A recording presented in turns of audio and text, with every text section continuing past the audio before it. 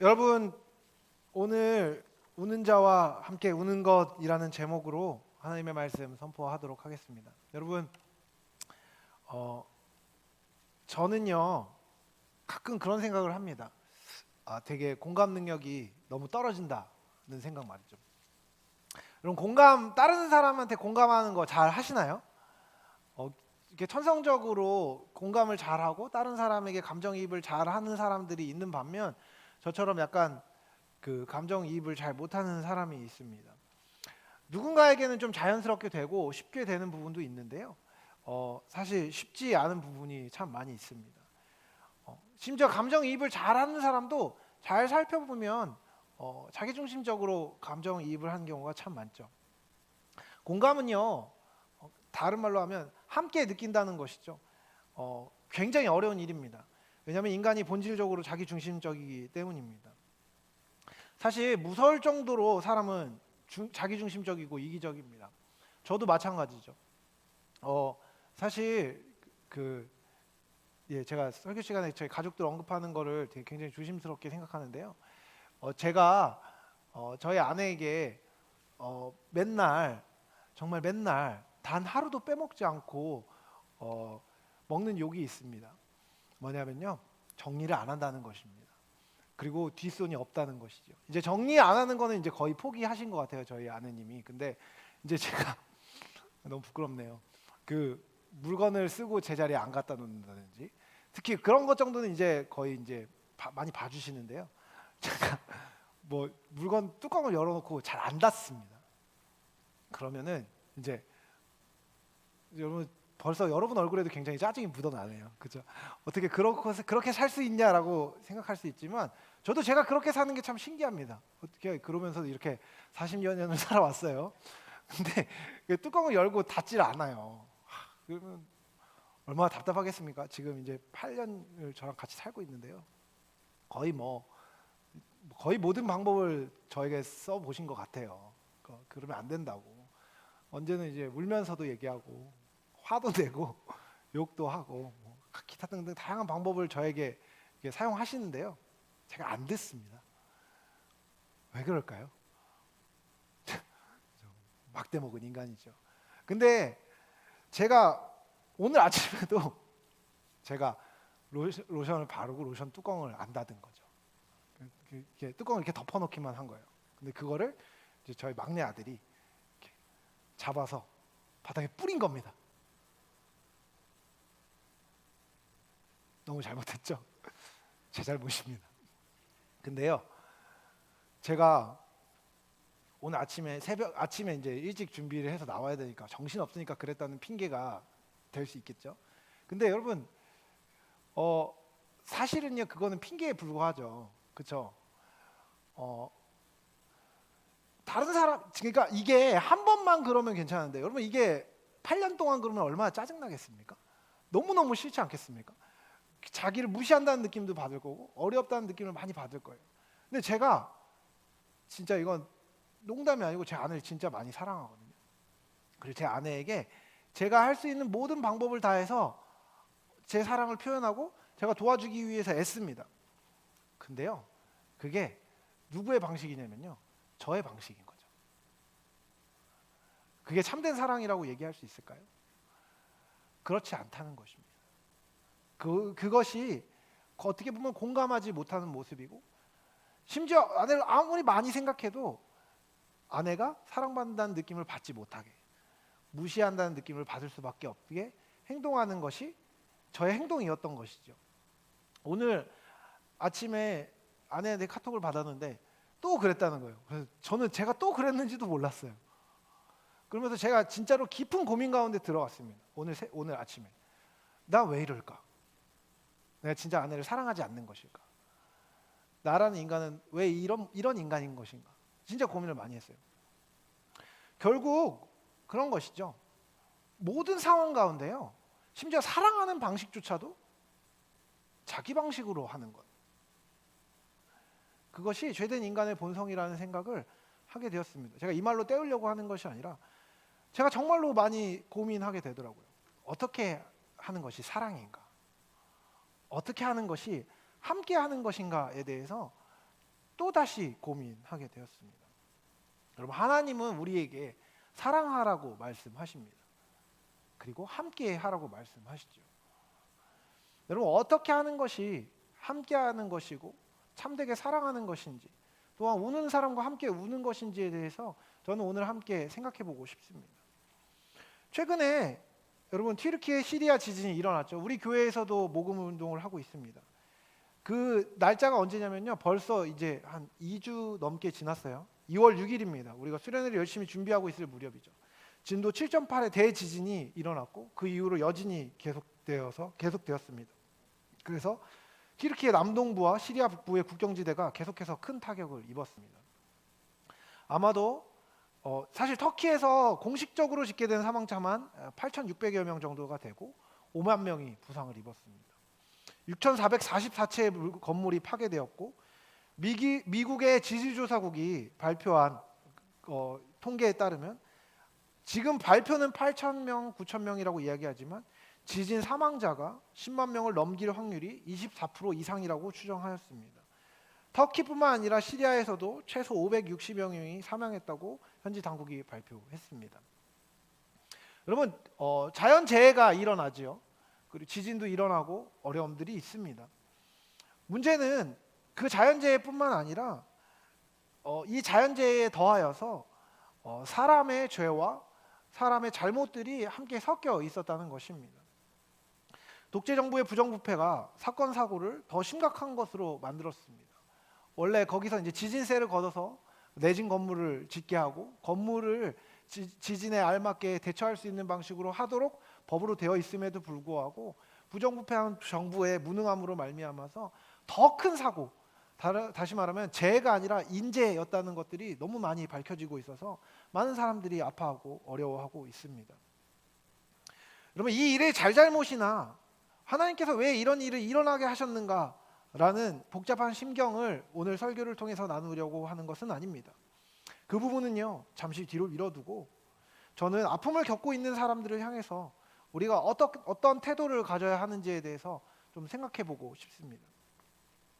여러분, 그리스도인은요, 아픔 가운데 있는 사람들, 눈물을 흘리고 있는 사람들, 어려운 사람들을 향하여서 어떤 태도를 가져야 할까요? 여러분, 도와줘야 한다는요, 인도주의적 차원의 이야기입니다. 당위적인 도덕이지요. 하지만 여러분, 그런 이야기가 아니라요, 여러분, 지난주에 이야기했던 것으로 한번 생각해 보면 하나님으로부터 시작하여서 이 사건을 해석하고 이 사건을 향하여서 그리스도인으로서 올바른 태도를 갖는 것이 무엇인지에 대해서 저는 오늘 말씀을 좀 비추어 보아 생각해 보고자 합니다. 여러분, 로마서 12장은요 성경 전체에서도 꽤 중요하고 꽤 유명한 구절입니다. 여러분, 로마서는요 특별히 복음에 대한 이해를 그리고 하나님을 향한 진지한 태도를 갖고 있는 사람이라면 저는 반드시 오랫동안 숙고하고 기도하고 그 가운데서 하나님의 진리를 찾아야 한다고 생각합니다. 특별히 하나님을 만나기 원하는 사람들이 로마서를 많이 읽고 기도하면서 만났다는 이야기들이 많이 있습니다. 특별히 1장에서 8장은요 죄가 무엇인지, 인간은 어떤 존재인지, 인간이 어떻게 복음으로 구원을 받는지에 대한 복음의 정수를 풀어놓습니다. 특별히 로마서 8장은요 죄된 인간이 어떻게 하나님 앞에서 구원을 얻고 어떻게 온전하여지고 어떻게 죄와 죄성으로부터 멀어져서 복음에 합당한 삶을 살도록 되어지는지에 대한 아름다운 강해들이 흘러나옵니다. 복음을 받아들인 자들이 어떻게 살아야 되는지에 대해서 얘기하는 것이죠. 12장에서는 특별히 그 풍성한 삶의 본이 무엇인지를 이야기합니다. 12장에서 15장은 우리 몸 자체를 하나님이 기뻐하시는 제사로 드려 제자로 살아야 한다는 것을 이야기하는데 특별히 신자로서의 삶을 이야기하죠.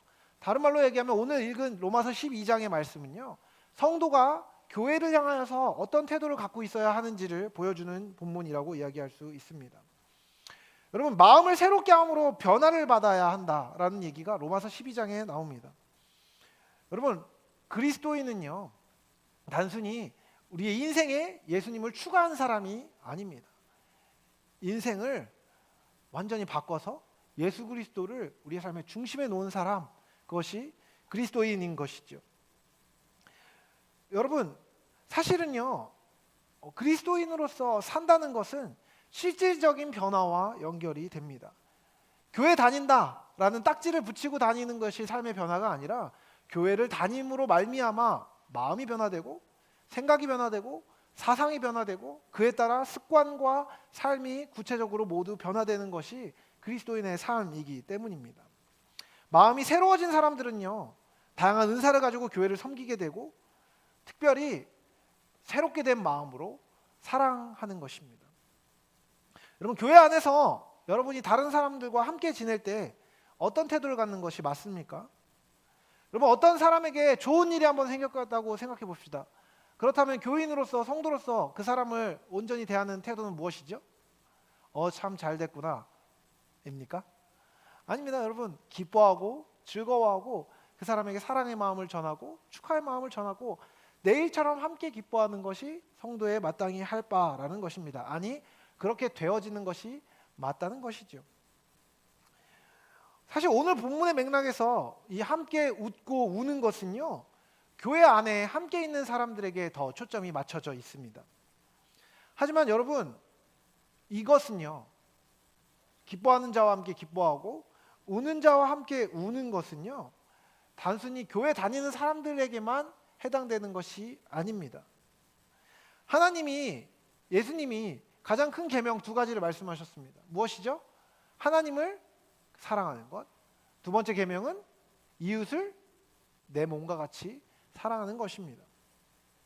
하나님이 내 이웃을 내 몸과 같이 사랑하라고 명하신 바로 그 존재는요, 단순히 교회에 같이 다니는 사람이 아니라 나와 함께 만나 관계를 맺는 모든 사람입니다.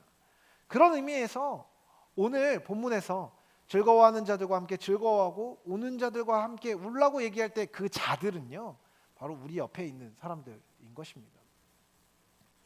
여러분 이웃 가운데 울고 있는 사람이 있습니까? 슬픔은 왜 인간을 찾아오게 될까요? 우리의 이웃은, 그리고 우리는 왜 슬퍼합니까? 보통 슬픔은요, 우리에게 찾아오는 고난과 역경 그리고 불행한 사건들로 인해 생겨납니다. 그리고 고난과 역경은 다양한 이유로 우리 앞에 놓이죠. 그리스도인이 마주하는 고난과 역경 중에 꽤 많은 부분은요, 죄의 결과입니다. 그 슬퍼하고 있는 사람의 죄 때문일 때도 있고요, 우리를 둘러싸고 있는 수많은 사람들이 죄와 허물로 점철된 삶을 사는 과정 안에서 그 죄로 말미암은 어떤 부가적인 효과 때문에 피해를 입는 경우가 있습니다. 그러면 그 피해로 말미암아 슬픔이 우리의 삶을 찾아오는 경우가 참 많습니다. 예를 들어 볼까요? 누군가 살인의 죄를 저질렀다고 한번 생각해 봅시다. 여러분, 누군가가 살인을 팍 저질러서 사람을 죽였습니다. 그러면 와, 그 사람이 죽고 끝나는 겁니까? 그렇지 않죠. 그러면 그 죄의 결과로 말미암아 어떤 일이 일어나죠? 죽임을 당한 사람은 생명을 잃게 되고요, 그 죽임을 당한 사람의 가족과 친지들, 아는 사람들, 지인들은 어떻게 되죠? 아, 죽었구나, 안 됐다입니까? 아니죠. 삶의 커다란 부분이 잘려져 나가게 되고 삶의 중요한 관계가 사라짐으로 말미암아 상실로 말미암은 슬픔이 사람들의 삶에 찾아옵니다. 이렇듯 죄는 슬픔을 만들어내는 경향이 있습니다. 죄뿐만 아니라 우리 안에 있는 연약함이 또한 우리를 슬프게 합니다. 이것은 여러분, 스스로가 가진 실망스러운 모습들이 자신을 좌절시키고 슬프게 하는 경우도 참 많이 있죠. 여러분, 보통 적극적인 죄가 아니라 우리 안에 선하지 못한 모습들, 선에 이르지 못한 모습을 허물이라고 신학적으로 정의하는데, 보통 능력의 모자람이나 게으름, 마음의 부족함 같은 것들을 이야기합니다. 개인적인 관계 안에서의 슬픈 상황들도 생겨날 수 있습니다. 그러니까 이런 것이죠. 내가 숫기가 없어서 다른 사람에게 말을 잘 못 거는 상황 때문에 슬퍼할 수도 있고, 내가 내성적이고 다른 사람하고 친해지고 싶은데 선뜻 하지 못하는 스스로의 모습, 연약함, 안타까운 모습을 보면서 슬픔 가운데 빠져들기도 하고 심체 가운데 빠져들게 되는 상황도 있습니다. 또 다른 우리를 슬픔 가운데 빠지게 하는 것 중에 하나는 바로 세상의 악한 구조입니다. 여러분, 특별히 이 구조 안에 있는 다양한 사상들이 우리를 슬프게 합니다. 여러분, 자본주의 사회에 우리는 살고 있죠. 그렇죠? 여러분, 자본주의에서 제일 중요한 건 뭐죠? 자본입니다. 다른 말로 얘기하면 돈이지요. 돈의 많고 적음이 생활의 윤택함과 사회적 지위를 결정하는 구조 안에 우리는 살고 있습니다. 그러다 보니까요, 여러분, 우리가 돈이 부족하여서 기회를 얻거나 필요한 것을 얻지 못하는 상황, 특별히 어려움과 슬픔 가운데서 그런 구조 안에 있으면요, 우리는 더욱더 큰 슬픔에 빠져듭니다. 누군가가 돈의 윤택함으로 말미암아 문제들을 쉽게 해결하는 것 같이 느껴지는데, 나는 돈이 없고 재화가 부족하고 다른 사람들에 비교하여서 이 구조 안에서 충분한 행복을 누리고 있지 못하다는 느낌이 들면 슬픔 가운데 빠질 수 있다는 것입니다. 또 다른 악한 구조 중에 하나는 무엇이냐면 승자 독식주의적인 구조입니다. 여러분, 원하는 결과는 오늘날의 사회에서, 능력본위 사회에서 가장 탁월한 사람, 이긴 사람만 얻게 되는 구조가 있습니다. 그렇죠? 그 구조 안에서 자신의 기대에 자신의 능력이 이르지 못하고 자신의 노력이 충분하지 않고 자신의 재능이 충분하지 않다는 것을 느낄 때 사람들은 슬픔을 느끼고 어려움을 느낍니다. 또한 자기 사랑의 법으로 말미암아 많은 사람들이 슬퍼합니다. 여러분, 이기적인 사람 주변에는요, 그의 이기적임이 통할 때는 주변인이 슬프게 됩니다. 이기적으로 자기 것만 챙기면요, 자기 것만 챙기는 것으로 말미암아 그 이득을 보지 못하는 다른 사람들이 슬픔을 느끼죠. 반대로 이기적인 사람이 그 이기적인 것을 관철시키지 못하면 어떻게 되죠? 또 자기도 슬퍼지는 겁니다. 이기적인 사람들의 주변 안에는요, 슬픔이 계속해서 반복적으로 생산되는 구조가 생겨날 수밖에 없습니다. 이 외에도 많습니다. 패권주의, 힘의 논리가 득세하는 세상 가운데서는 힘 있는 자는 기뻐지고 힘이 없는 자는 슬퍼집니다. 외모지상주의, 외모가 수려한 사람들은 다른 사람에 비해서 비교적인 우월감을 느끼고 기뻐지는 반면, 외모가 다 상대적으로 다른 사람보다 떨어진다고 느끼는 사람은, 그리고 그것을 중요하게 여기는 사람들은 그것으로 말미암아 슬픔을 느끼는 구조가 생길 수 있다는 것입니다. 여러분, 다양한 원인으로 말미암아 사람들을 울고 슬퍼합니다. 힘들어하지요. 그런데 그 울고 있는 사람들의 슬픔은요, 그 사람들을 대하는, 특별히 잘못된 대하는 태도로 말미암아 더욱더 악화됩니다.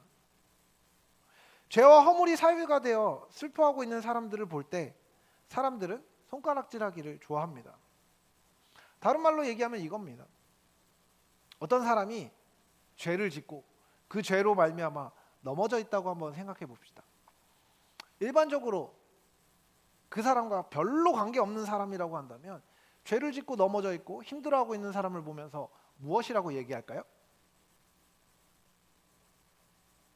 내가 그럴 줄 알았다. 너 언젠간 벌 받을 줄 알았다. 그렇게 생각하지 않으십니까? 그렇죠? 특별히 여러분이 죄송합니다. 시쳇말로 꼴배기 싫어하는 사람들이 자기의 죄와 슬픔과 자기의 실수로 말미암아 어려워하고 있을 때, 여러분, 우리는 안타까워하나요? 아니면 내 그럴 줄 알았다는 쌤통이다 라고 생각하나요? 이를 악물고 참고 있는 사람들은 그렇게 생각하는 것 같습니다. 그렇죠? 실제로 여러분, 그런 말은요, 매우 똑똑한 사람의 말인 것 같지만 잘 생각해보면 인정머리 없고 사랑 없는 사람의 전형적인 말이라고 이야기할 수 있습니다. 또한 여러분, 우는 사람들을 향한 또 다른 잘못된 태도는 무엇이냐면요, 악한 세상의 구조와 사상에 많은 사람들이 여전히 동의하면서 그 구조와 사상을 가지고 희생자를 짓밟는다는 것입니다. 여러분, 오늘날 자본주의 사회 안에 우리는 살고 있잖아요. 그러다 보니까 여러분, 알게 모르게 우리 안에는요, 돈 많은 사람은 더 잘난 사람, 더 가치 있는 사람으로 여기고, 돈 없는 사람은 무언가 더 열등한 사람, 불쌍한 사람으로 여기면서, 불쌍한 사람으로 여기면 다행인데 이상한 사람, 부족한 사람, 실패한 사람, 무능력한 사람으로 여기면서 구조를 나누는 경향이 있습니다.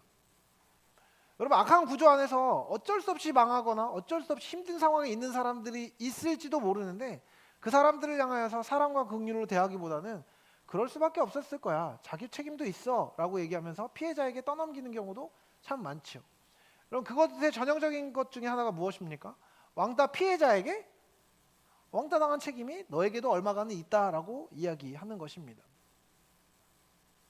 사람들은 그 구조와 악한 구조와 사상 안에서 자연스럽게 그 구조에 순응하며 살게 되고, 그 구조에 순응하며 살다 보면 그 구조에 눌려 있는 스스로도 용납이 안 되고, 그 구조로 눌러가고 있는 다른 사람들을 보면서도 힘들어지게 되는 것입니다. 여러분, 제가 좀 어렵게 말한 것 같은데 이런 겁니다. 여러분, 만약에 어떤 사람을 그 사람의 잘남에 따라서 대우해야 한다면, 대우하는 사람이라고 한다면요, 그 사람은 다른 사람을 향해서 잘난 사람은 잘해주고 못난 사람은 못되게 대할 것입니다. 그런데 여러분, 그런 가치관을 가지고 살아가는 사람은요, 자기보다 잘난 사람이 자기를 무시할 때 뭐라고 할 수가 없습니다. 왜죠? 자신의 삶 자체가 그 사상과 그 구조를 받아들여서 그 방식으로 살아가고 있기 때문이죠. 그 방식으로 살아가면 그 사람의 삶은 슬픔을 여러 가지 방식으로 계속해서 재생산해낼 수밖에 없는 것입니다. 여러분, 그렇게 되다 보면 결국 사람들은 서로의 상처에 계속해서 소금을 뿌리고, 서로의 상처를 더 덧나게 하고, 서로의 상처를 계속해서 후벼 파는 구조로 들어갈 수밖에 없는 것이죠. 또한 울고 있는 사람들을 향한 또 다른 잘못된 태도 중에 하나는 무엇이냐면요, 바로 무관심한 것입니다. 누군가는 내가 그 사람을 직접 울게 한 건 아니니까 잘못된 것은 아니다라고 항변할 수 있습니다. 나의 일이 바쁘고 분주해서 신경 쓸 수 없었다고 말할 수 있습니다. 하지만 여러분, 성경이 얘기하는 죄는요, 단순히 하지 말라고 하는 일을 하는 것이 아니라요, 하라고 한 것을 하지 않는 것 또한 성경에서는 죄라고 말합니다. 그런 의미에서 여러분, 우리는요, 이 땅 가운데서 사랑하며 살아야 된다는 하나님의 명령에 순종해야 할 필요가 있습니다. 아픈 사람의 삶을 돌아보고 연약한 사람의 삶을 향하여서 기도해야 되는 의무가 우리에게 있는 것이지요. 하나님은 우리로 사회를 이루고 살게 하시고, 그 사회 안에서 서로 간에 상호 책임을 가지고 사랑과 선을 흘려보내도록 우리를 창조하셨습니다. 다른 말로 얘기하면 그것입니다. 여러분, 옆에 있는 사람을 한번 보시겠어요?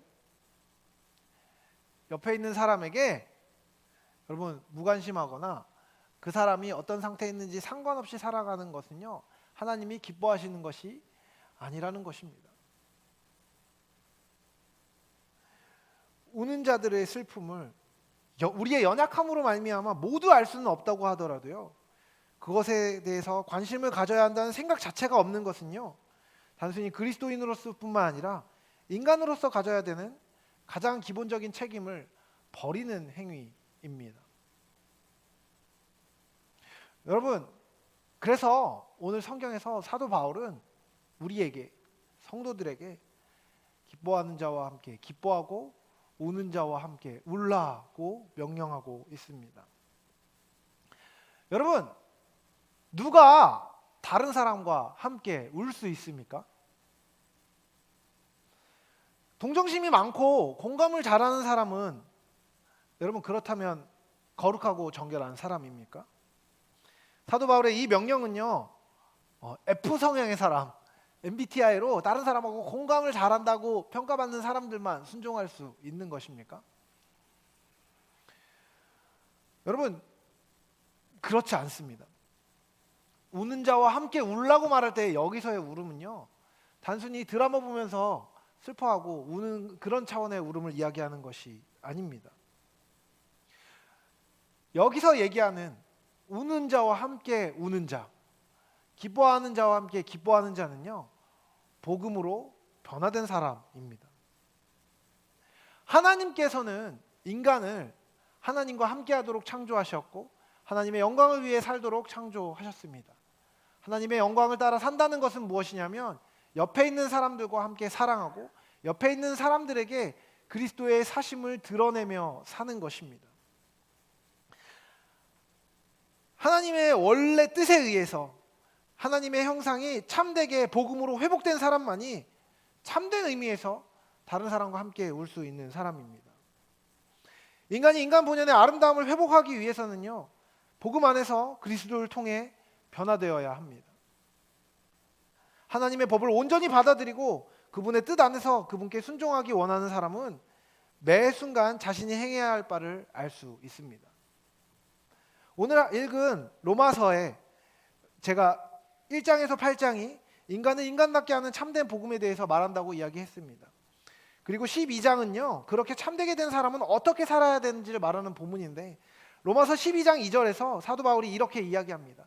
너희는 이 세대를 본받지 말고 오직 마음을 새롭게 함으로 변화를 받아 하나님의 선하시고 기뻐하시고 온전하신 뜻이 무엇인지 분별하도록 하라. 여러분, 이 세대에서 본받지 말고 하나님의 뜻을 분별하라고 사도 바울이 이야기합니다. 복음을 받아들인 사람은요, 분별하는 사람입니다. 무엇이 옳고 무엇이 그른지 말이죠.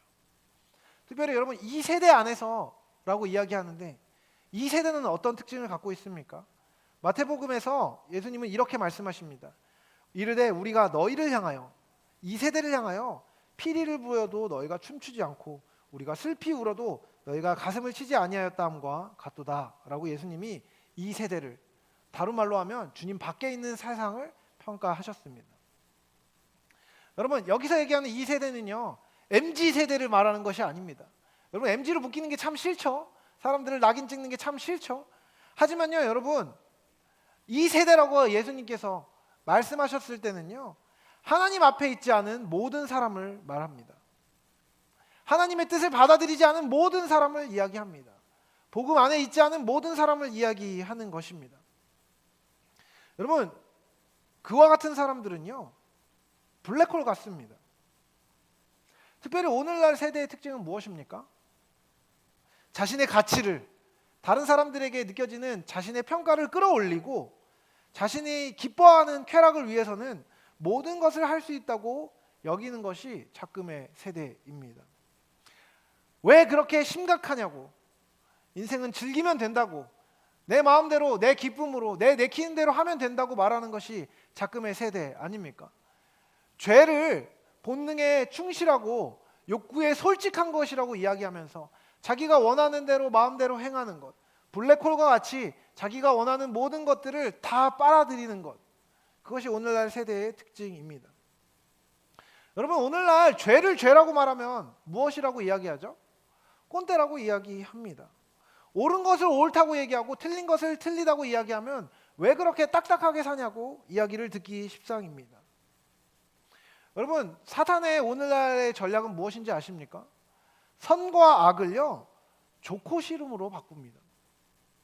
선호의 문제로 바꾸는 것이죠. 이것이 옳고 이것이 진리라고 이야기하고 이렇게 사는 것이 하나님의 뜻에 합당한 것이라고 이야기할 때 세상이 요즘에 거절하는 방식은 이렇습니다. 아, 너는 그렇게 생각하는구나. 나는 그렇게 생각하지 않고 나는 그게 싫어 라고 이야기합니다.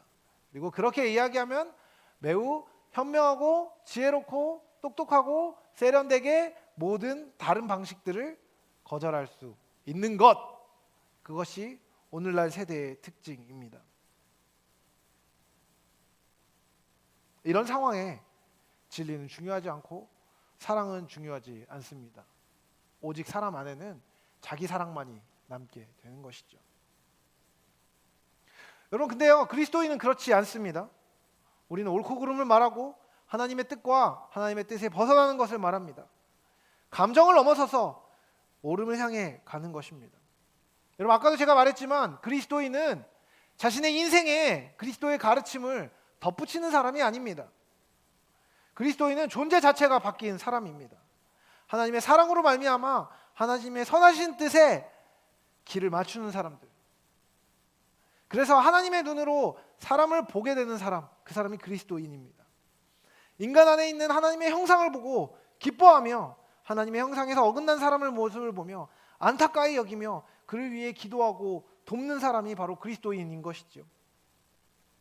여러분, 어저께 제가 임원들이랑 같이 밥을 먹을 준비를 하면서 이야기를 하다가 한 가지 알게 된 것이 있습니다. 그것은 우리 임원들이 다 곱창을 먹을 줄 안다는 것이었습니다.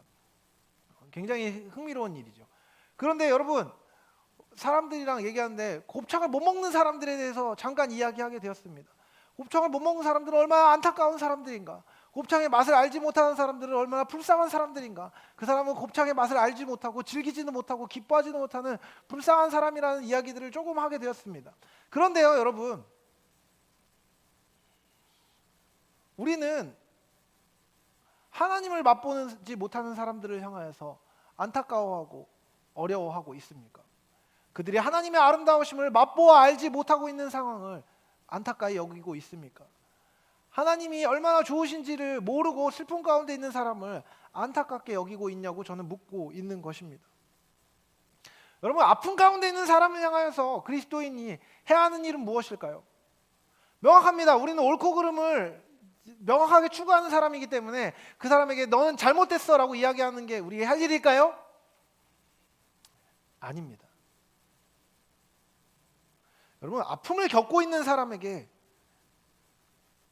눈물을 흘리고 있는 사람에게, 죄 가운데 빠져 있는 사람에게, 어려운 가운데 있는 사람에게 우리가 해야 하는 것은 그를 사랑하는 것입니다. 우선은 함께하는 것입니다. 같이 울어주고 그의 사정을 듣고 그를 위해 기도하는 것이 우리가 해야 할 바입니다. 설령 죄악에 빠져 있는 사람이라고 하더라도 손을 내밀고 함께 있는 것입니다. 그가 있는 곳으로 가는 것입니다. 왜요? 그렇게 해야만 그를 기쁨의 자리로 옮겨줄 수 있기 때문입니다. 여러분, 진리는 폭력성이 있습니다. 제가 몇 번 얘기한 적 있죠. 옳음을 이야기하면요, 그 옳음 가운데 있지 않은 사람들은 상처를 받습니다. 자신이 틀린 행동을 했기 때문이죠. 여러분, 그런데요, 그 옳음은요, 우리에게 하나님이 그 진리의 기준을 주신 이유는 그 진리를 가지고 다른 사람을 후드려 패라는 것이 아닙니다.